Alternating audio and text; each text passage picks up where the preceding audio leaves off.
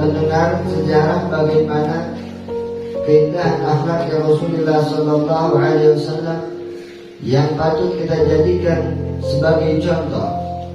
Karena hakikatnya kehidupan manusia di dunia ini sudah diperintahkan oleh Allah Subhanahu wa Ta'ala adalah untuk mengikuti seorang nabi yang sangat dicintai oleh Allah, seorang nabi yang begitu memiliki keistimewaan yang begitu tinggi di hadapan Allah, seorang nabi yang sudah kita dengar sering, kalau bukan karena beliau tidaklah diciptakan langit dan bumi, dan kalau bukan karena beliau pula tidak akan pernah Allah Subhanahu wa Ta'ala menciptakan surga dan neraka.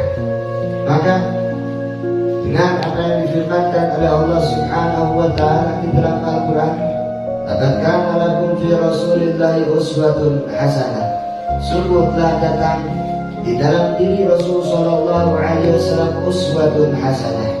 Di dalam diri Rasul Sallallahu Alaihi Wasallam sudah dinaskan oleh Allah uswatun hasanatun, yaitu contoh yang begitu indah, contoh yang begitu bagus, contoh yang mana Rasul Sallallahu Alaihi Wasallam katakan di dalam hadisnya, bu'ithu liutammima makarimil akhlaq, aku diutus oleh Allah Subhanahu wa Ta'ala ke muka bumi ini adalah untuk menyempurnakan akhlak.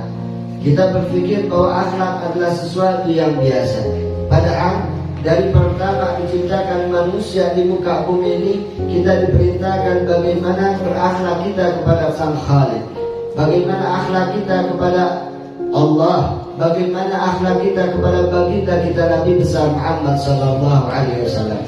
Tentu seorang hamba, dikatakan oleh Sayyidina Al-Hasan Basri, kullu tariqin lil wusul ila Allah masdudah. Lihat bagaimana kita dengarkan bagaimana Sayyidina Al-Hasan Al-Basri, yaitu seorang pemimpin sufi, orang yang menjadi pemimpin orang-orang sufi. Beliau mengatakan kullu tariqin lil wusul ila Allah masdudah, setiap jalan untuk sampai kepada Allah itu semua tertutup illa bittifa bi athari Rasulullah sallallahu alaihi wasallam. Bohong kalau ada orang yang mengatakan saya bisa sampai kepada Allah. Bohong kalau seandainya orang sudah sampai kepada hakikat.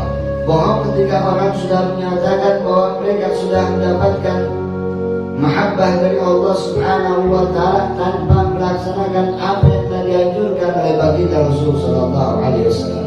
Makanya Sayyidina Al-Hasan Al-Basri beliau katakan, kullu tariqin lil wusuli ila Allah masdudah, setiap jalan untuk sampainya seseorang kepada Allah Subhanahu wa Ta'ala itu tertutup. Bagaimana mampu bagi kita membuka kunci yang menjadi penutup untuk sampainya kita kepada Allah? Sayyidina Al-Hasan Al-Basri katakan, illa bittifaqi athari Rasulillah, kecuali dengan mengikuti apapun yang telah dilakukan oleh baginda kita Nabi besar Muhammad Sallallahu Alaihi Wasallam, qaulan wa fi'lan, baik itu ucapan ataupun pekerjaan. Karena Allah Subhanahu wa Ta'ala tadi di dalam firman yang mengatakan, laqad kana lakum fi Rasulillahi uswatun hasanah, sungguh telah datang di dalam diri Rasul Sallallahu Alaihi Wasallam untuk kalian uswatun hasanah, itu contoh yang paling bagus. Contoh di dalam diri Rasul Sallallahu Alaihi Wasallam, baik itu ucapan yang diucapkan oleh Rasul, baik itu pekerjaan yang dilakukan oleh Rasul Sallallahu Alaihi Wasallam adalah contoh bagi kita. Maka ketika kita mendengar dari apa yang dikatakan oleh Sayyidina Al-Hasan Al-Basri, kalau kita ingin untuk sampai kepada Allah, mendapatkan karunia yang begitu istimewa dari Allah Subhanahu wa Ta'ala, maka dari sekarang kita niatkan untuk bagaimana kita mampu menjadikan Rasul Sallallahu Alaihi Wasallam sebagai panutan di dalam kehidupan kita. Karena kita lihat di zaman sekarang ini orang-orang enggan untuk melaksanakan sunnah Rasul Sallallahu Alaihi Wasallam. Di zaman sekarang ini orang yang mengaku Islam pun mereka malu untuk melaksanakan apa yang telah diajarkan oleh baginda Rasul Sallallahu Alaihi Wasallam. Min qaulihim, dari ucapan mereka, wa af'alihim, dan pekerjaan mereka sama sekali tidak mereka bangga untuk menjadikan Rasul Sallallahu Alaihi Wasallam sebagai panutan bagi mereka.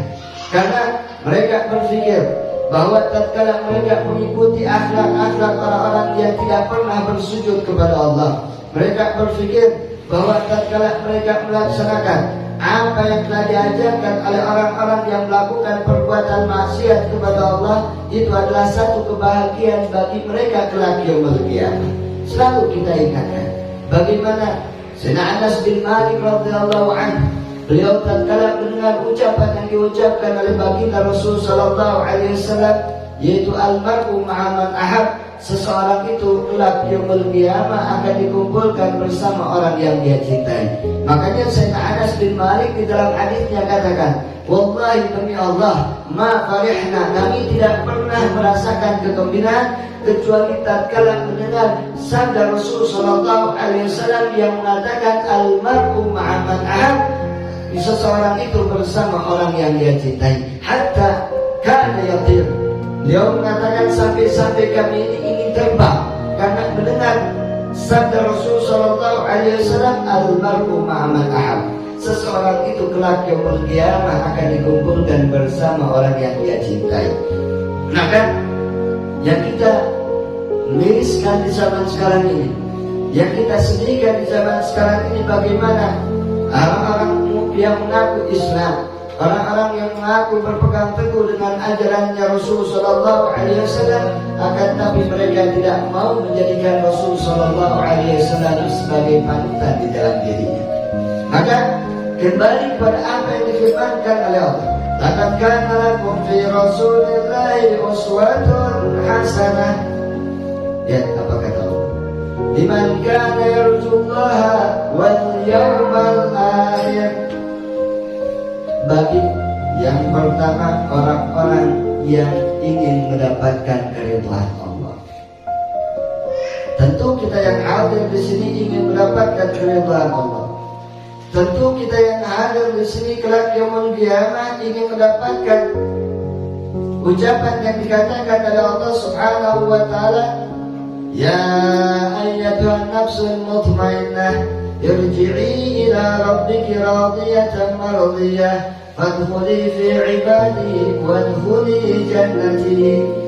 Tentu kita mushtaq, kita rindu dan kita berharap kepada Allah Subhanahu wa taala kelak yaumul qiyamah kita mendapatkan panggilan dari Allah Subhanahu wa taala, ya ayyatuhan nafsul mutmainnah, wahai orang-orang yang memiliki nafsu mutmainnah, jiwa yang mutmainnah yang selalu melaksanakan apa yang telah diperintahkan oleh Allah dan apa yang telah diperintahkan oleh baginda Rasulullah sallallahu alaihi wasallam. Udkhulu fi ibadi, masuklah kalian ke dalam kelompok hamba-hambaku. Wadkhuli jannati, dan masuklah kalian ke dalam surgaku. Ini yang patut kita jadikan. Dan kalau kita jadikan Rasul sallallahu alaihi wasallam sebagai panutan kita, dan kalau Rasul sallallahu alaihi wasallam menjadi contoh untuk kita, dan kalau kita jadikan ucapan yang diucapkan oleh Rasul adalah contoh untuk kita, pekerjaan yang dilakukan oleh Rasul pun contoh untuk kita, tentu kita akan mendapatkan apa yang dijanjikan oleh Allah di dalam Al-Quran. Sedangkan kita pahami bahwa innallaha la yukhliful mi'ad, Allah itu tidak akan pernah mengingkari janjinya. Maka ya, orang-orang yang diberikan taufik oleh Allah, tatkala mereka mau menjadikan Rasul sallallahu alaihi wasallam sebagai panutannya, maka kelak yaumul qiyamah Allah Subhanahu wa taala katakan, liman kana yarjulik wa liman kana yarjullaha wal yawmal akhir, bagi orang-orang yang berharap keridhaan Allah dan berharap pula mendapatkan kenikmatan yaumul qiyamah. Maka kita lihat para ulama-ulama terdahulu selalu mengatakan di dalam kitab-kitab mereka, satu kebanggaan kelak yaumul qiyamah tatkala kita dibangkitkan di padang mahsyar yang begitu dahsyat, tidak ada rasa kegembiraan tatkala manusia, seluruh makhluk-makhluk Allah Subhanahu wa taala pun kumpul di sana. Tidak ada satu kebanggaan kecuali tatkala kita kumpul fi dawair Rasulullah sallallahu alaihi wasallam. Di dalam kelompok Rasul sallallahu alaihi wasallam kita berkumpul, bersama Rasul sallallahu alaihi wasallam kita berkumpul, itu satu kenikmatan yang begitu nikmat. Sehingga ya dikatakan kalau seseorang sudah dikumpulkan kelak pada yaumul qiyamah di padang mahsyar khususnya bersama Rasul sallallahu alaihi wasallam, maka mereka adalah orang-orang yang tidak akan pernah untuk mendapatkan kemurkaan dari Allah.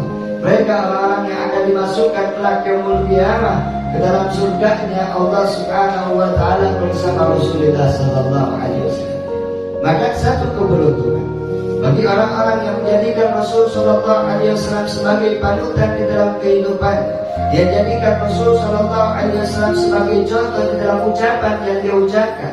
Dia tidak pernah mau untuk berkhianat, tidak mau untuk berjanji atau mengingkari janjinya, tidak pula mau untuk berdusta, karena ini adalah pekerjaan atau ucapan-ucapan yang diharamkan sesuai dengan apa yang disabdakan oleh Rasulullah SAW. Dia tidak mau melakukan hal-hal yang jelek. Dia tidak mau melakukan hal-hal yang dimurkai oleh Allah Subhanahu wa taala di dalam melakukan perbuatan maksiat, karena dia tahu bahwasanya Rasul sallallahu alaihi wasallam tidak pernah sama sekali melakukan hal demikian. Maka orang-orang tersebut kelak yaumul qiyamah dia akan mendapatkan keistimewaan dari Allah. Iman kana yarjullaha wal yawmal akhir. Yang pertama, dia akan mendapatkan keridhaan dari Allah. Yang kedua, dia kelak yaumul qiyamah tidak akan pernah merasakan rasa sakit, tidak akan pernah merasakan rasa panas, tidak akan pernah merasakan rasa tegang, tidak akan pernah merasakan rasa takut tatkala mereka akan dipanggil oleh Allah untuk dihisab, diminta pertanggungjawaban atas apa yang telah mereka lakukan di alam dunia.